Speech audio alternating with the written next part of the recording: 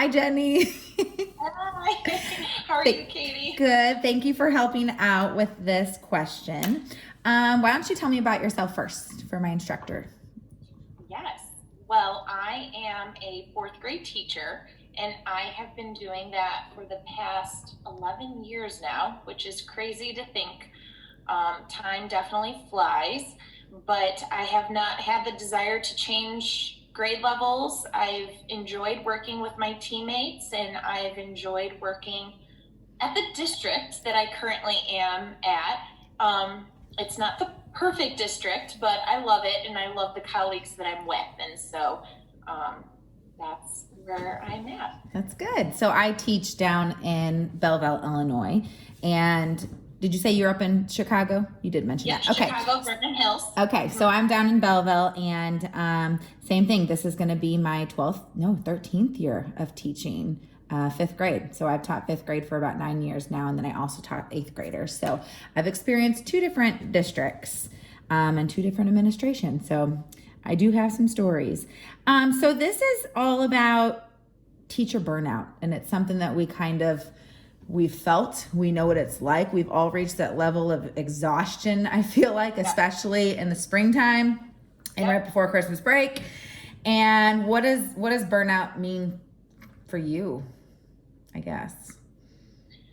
Burnout would be where there is just so much that the teacher would have to complete and do in order to meet the high expectations that the administrators and the district has for us.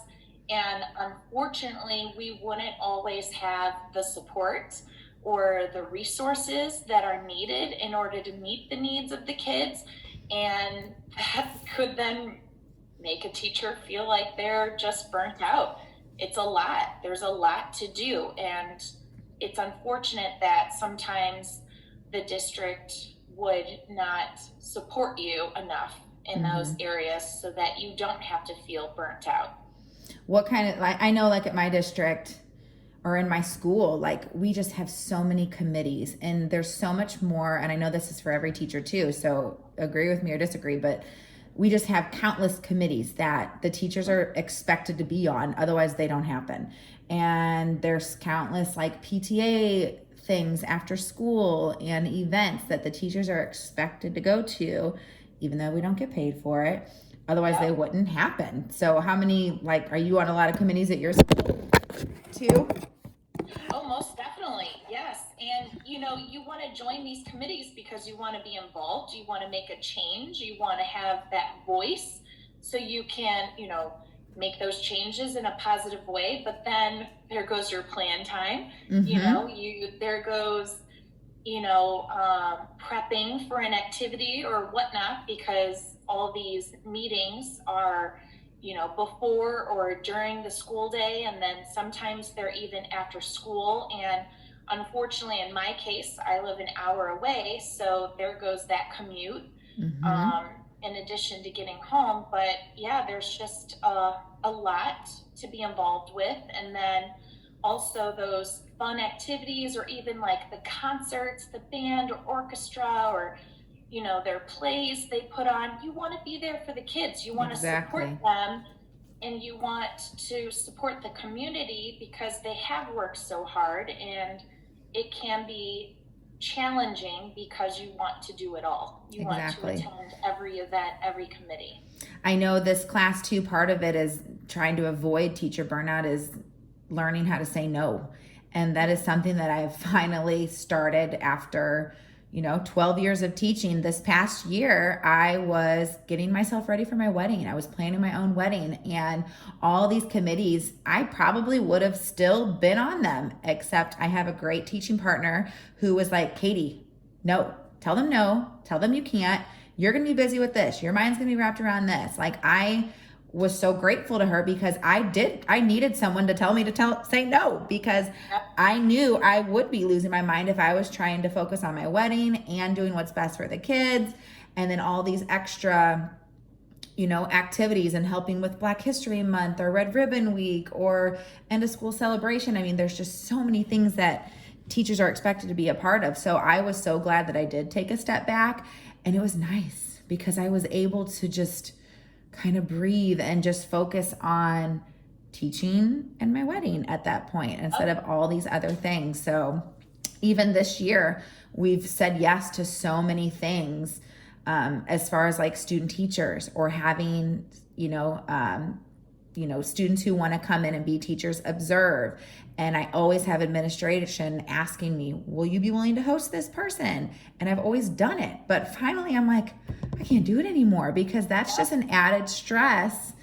Exactly. To teach someone how to be a teacher. It's hard and it's difficult. So I said no again this year. And, I felt bad sending the email, but after I sent it, it was like a sense of relief came off of me because there's just so much pressure to do every single thing. And people just have no idea what goes into teaching. I think most people just have no idea. So much more.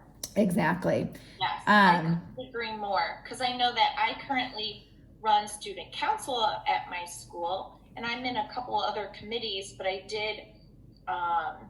haven't said no yet just because it's hard to let go sometimes just because you want to be involved and the kids have so much excitement with getting involved with the school activities and the themes and Red Ribbon Week with what you just mentioned. And, but yeah, there needs to be some sort of balance. And with me expecting in the fall, it'll be very interesting with what in the future, what I will say yes to or what I'll say no to, because it will very much be an even harder, more difficult balancing act. Exactly. And that's another thing is we don't have children. So I have a 30-minute commute. You said you have an hour commute.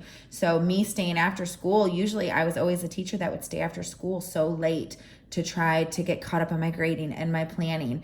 And with my new commute, I can't do it anymore because I want to be able to go home and relax with my husband. I want to be able to leave work at home. And that decision I made has helped de-stress as well so that I don't get burnt out. So one thing this class, kind of changing our terms, this class is kind of shifting from burnout versus feeling demoralized. And I feel like demoralized is kind of a better term because some people have quit teaching because their morals about why they wanted to become a teacher in the first place have kind of been taken away from them. And they're not given kind of the free rein to teach the way they know it's best for boys and girls. So have you ever experienced something where you kind of felt like you were being demoralized? Yes, I have. And first, I would like to say that I really like and I appreciate that term because I don't think that we hear that term enough. I think everyone just refers to teachers as being burnt out. And it's like, oh, they just can't handle it, and it's just way more than that. There's just more to teaching than everyone understands. And so in relation to that term, I think of, as a fourth grade teacher, I had a student and he needed an IEP. He was struggling a lot across the board in academics. And I just feel that I personally have felt that trying to collect the data, having numerous meetings regarding this student just to get an IEP. And unfortunately, because of all of the requirements and all the hoops that teachers have to jump through, you can't even get the IEP until the middle or end of the school year, which is just so unfortunate, but it's just exhausting. And I don't want to say that I was burnt out, but it's very much demoralizing just because of all the different items that you have to go through. Right, especially because you're with the student every single day. You know what they need. You know they need modifications, or you know that they need more time to take tests. And you're the one that's doing it. And you're doing it, but you also need something that's going to help the student down the line. And then here they are, going through a whole school year without getting the assistance that they need. Because in many cases, before it used to be, oh, you can't give them any of those modifications because they don't have an IEP. But you're trying to get it and you can't. And now my district has kind of switched where, oh, well, we need to lessen the amount of IEPs that we have because it kind of looks bad on our numbers. So just go ahead and give them all the modifications, but we're just not going to document some of it. Like some of it, it keeps going back and forth and back and forth. And so it's hard to keep track of, because I'm the same way. I mean, with IEPs and behavior problems in my class. Like this year especially, I had 7 between our 65th graders. We had probably 7 or 8 extreme behavior problems. So a good 4 in each classroom. And it was extreme to throwing desks, cussing at the teacher, cussing at the students, just every day disrupting the classroom so bad. And it was not what was best for my class. It totally ruined and messed up my learning environment. And I knew, especially one kid in particular, he belonged in a BD class for sure. Yeah. And I needed to have all this documentation. I needed to have all this data. This kid has had data on him for 5 years now, and still he is in the classroom. Teachers have been recording data, and teachers have been doing behavior interventions with them that are all logged, and still 5 years later, he's still in the classroom. He's still a daily disruption, and nothing's being done about it. So it's just gonna keep going on, and it's so exhausting because it takes so much energy out of me, and my energy then is drained from this one boy that I don't even have energy for my other 29 students. And I know there were times this year where I lost my patience with my other 29 students who didn't deserve it. It's because I was so exhausted from just that one student who really shouldn't even have been in my classroom at all. And it's not for you or the other kids. It's not at all. And I mean, I did have a little support from my principal, thankfully, but not enough support where she could push getting him where he needed to be. So it was just, I felt demoralized. Like people weren't listening to what this boy needed. Exactly. So. And that's just, I agree with you. It's completely unfair. And then who's to say with, these lack of IEPs or lack of help with the BD, us teachers, we go ahead and go out of our way and we make those modifications and we help that student. But if it's not appropriately documented, who's going to say that another teacher in their future will actually go that extra mile to help that kid? Mm-hmm. So it's unfortunate that they don't get that established and written in writing and make it state official so they can have help continuously and always throughout their educational career. Mm-hmm.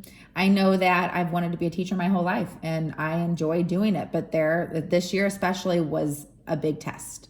And it was to the point where even my husband was like, maybe you need to change districts. We just moved to a newer, smaller community. Maybe you need to change from, I'm in a Title I district where majority of them are on free and reduced lunch. I don't have much parent support either. So that's just, another hoop that I have to jump over constantly. I have to make sure I call the parent about the infractions that were happening that day before the kid gets home, because they're going to believe the child before they're going to believe me. And it's just an ongoing battle. And my husband's like, well, maybe you need to change districts, or maybe you need to do something else, because I would come home and I wouldn't be able to relax. He would have to listen to my stories and my rants, and because we have to get it out. So he's a good listener, but I don't honestly know if I'll teach until retirement. No, I don't know. Completely with you. Yeah. And I don't want to say that I'm burnt out, because that's probably, if I do quit teaching 10 years down the line, initially I might have said I was burnt out. I was over it. I was over all the demands and not having support, but this term is better. I just demoralized, I think, is much better, because I'm not burnt out on influencing kids. I'm not burnt out on making a difference in their lives and wanting to help them. I'm just not getting the support that I need. So exactly. And support across the board. Like, it's not even just the resources, administrators, support services that could come to your classroom, but you nailed it on the head just now. You said parents. Mm-hmm. I do not feel supported by parents at all. And fortunately, it has to be a two-way street. They need to be able to complete their work at home in addition to school. And even these past months with the e-learning, Mm-hmm. you're like, oh, as a teacher, you have it so easy. You're just sitting at home, comfortably on your couch, and you're just talking to the computer. But it was very challenging.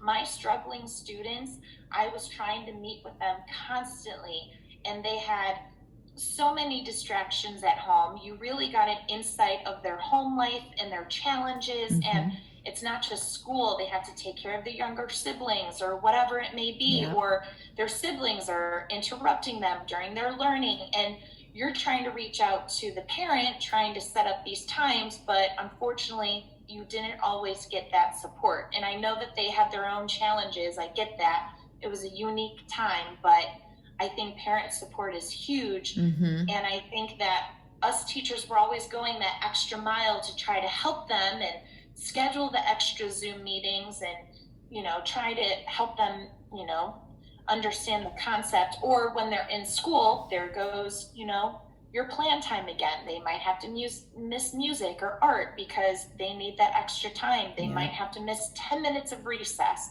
There goes some of your lunch. In order for them to grasp the concept better. I know. I'm also.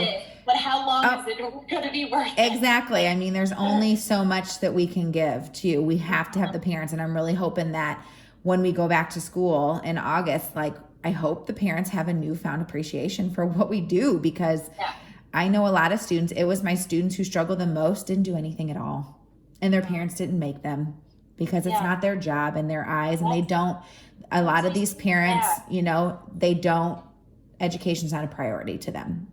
Yeah. And so they're instilling that in their kids. And those kids are also the same ones who are behavior problems, because it's not important to them. And so hopefully we'll have a new sense of respect from some of our parents when we come back. I know we're going to have, I'm also nervous because I just filled out a survey for my district. What are your questions and your concerns for the new school year when we start? And I'm grateful that we're going to be going back into the classroom, but I'm also worrying that, I don't know, maybe we're going to be further demoralized. Are we going to have even more responsibilities put on our plate when it comes to, just what we do every day normally? Because I think it's going to be teacher and nurse. Yeah. I don't think we're going to be able to get subs in our building, which we already don't, especially now during this. We're not going to be able to get people to come into our buildings, which means when someone's got to be sick, we're probably going to have to cover other people's classrooms, which is going to take away from our planning time. So I'm really nervous that